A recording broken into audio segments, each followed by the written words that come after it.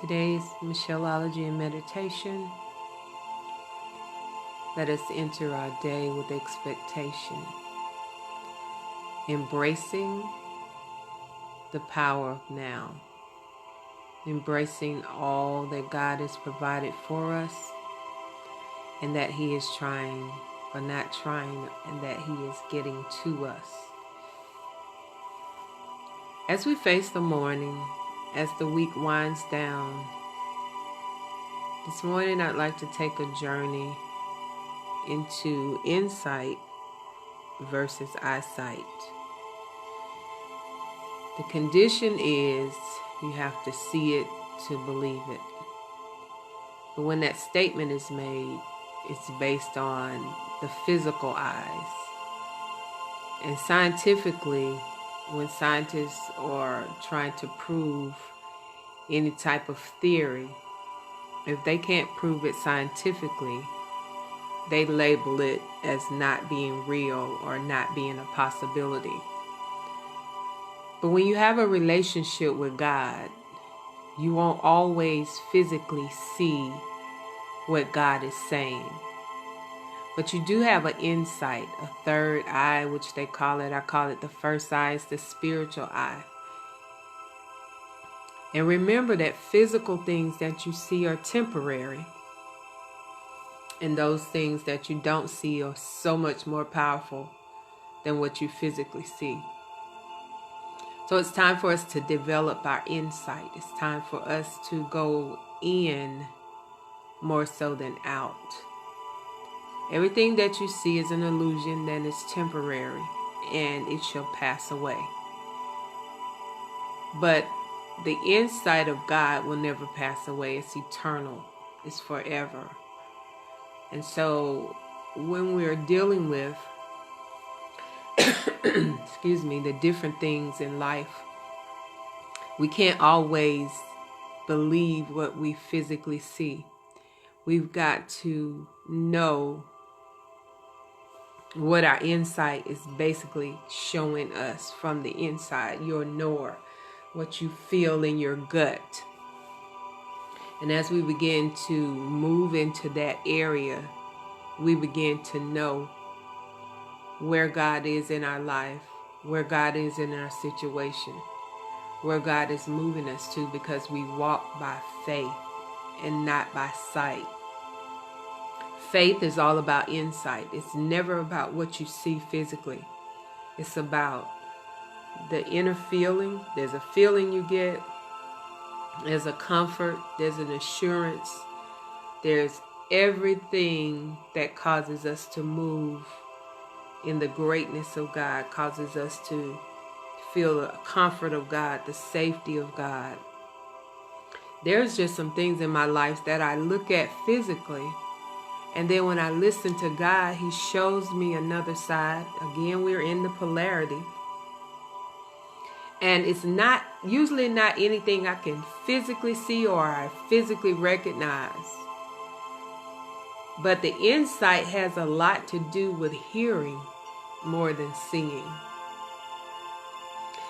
And you won't be able to, you won't be able to see a lot of things in your life, but you will be able to hear what the Spirit is saying to your life and for your life. And that's more of what insight is. It's going to the inner parts of you, going to your heart. And the tones that you're hearing in the background are clearing out your heart chakra. There's a lot going on in your heart right now that you are not conscious of.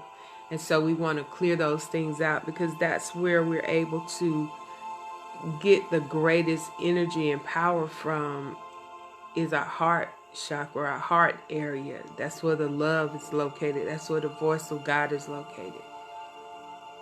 And so in order to embrace the insight, we must clear the heart area of hurt, pain, depression, anxiety, confusion, doubt, all of those things that will cause the interference. It's almost like a radio station when you can get a clear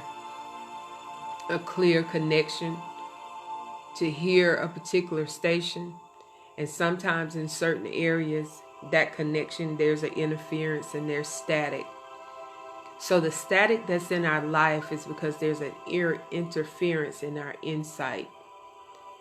And so meditation helps you to clear all the static out, helps you to clear anything, distraction, any blockage.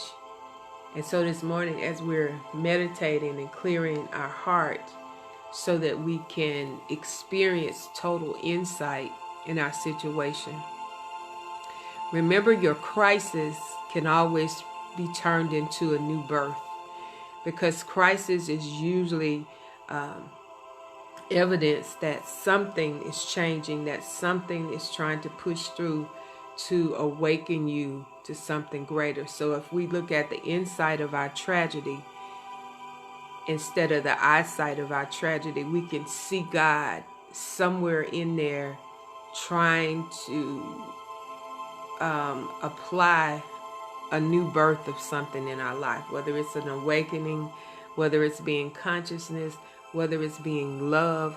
There is never a crisis or a tragedy that God doesn't have something good in it. All things are working for our good. So we can't just separate crisis and say it's tragic. There's a lot of tragic going on in the world. So we have to be able to have an insight to see what God is actually doing in our environment, in our country, in our personal lives. So insight must be embraced. It must be focused on. It must be paid attention to, because there's always a way of escape that God provides, but it comes from the inside out. So we've been living so long from the outside in that as we begin to transform and reverse and go back in, come back in the house, the kingdom of heaven is within. Our power is within. And as we begin to focus on our insight, we gain power, we gain knowledge, we gain creativity, we gain positivity, we move in purpose, we move in destiny, we move in all of our talents. We begin to create a source outside of ourselves, but it has to be foundationally from the inside out. So this morning, as you clear your heart, you clear your mind, and you close your eyes, your physical eyes, to some things, and tap into your inner eye, your inner sight, your intuition, your feeling of knowing something before it even happens. If you listen to those characters or aspects before you react to a situation, it allows you to respond in a way of spirituality rather than a human emotion. Causes you to move in energy and power rather than sadness and fear. And so this movement is needed for us to walk successfully, purposely in our lives. So in this morning's meditation, we want to embrace our insight more than our eyesight. As we begin to move to a close on this meditation, just close your eyes for a moment if you can.